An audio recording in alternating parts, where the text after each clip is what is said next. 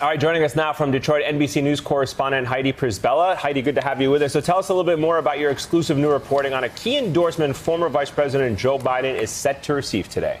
Right. Today, Biden is going to get a big boost from former Representative Gabby Giffords. She is the former Arizona representative who was shot in the head and almost killed back in 2011, and then kind of rose from that to create an entire movement around gun safety. This is significant for several reasons. First of all, Arizona is one of the additional states that's going to be voting next week on Tuesday. And it's also neighboring to Nevada, where Bernie Sanders had made significant inroads with Latino voters. That was a big change from 2016.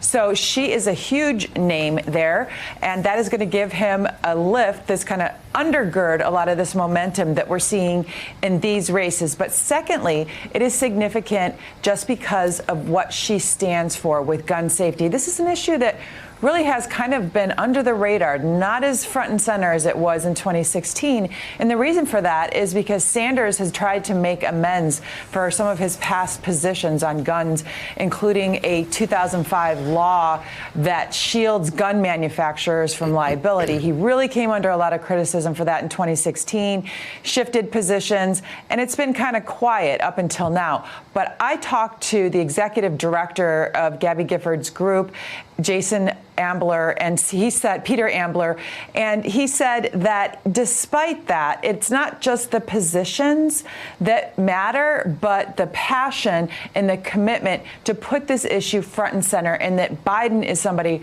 who's done that really from day one in his career. Sanders hasn't talked about it as much on the campaign trail, if you've noticed, despite changing his position on guns. They believe that Biden is the person who's going to prioritize this important issue that we've seen really take off with all of the groups that sprung up behind Gabby Giffords in the aftermath of what happened to her, in the aftermath of Newtown, all of these groups like Moms Demand Action, and now with the Parkland students.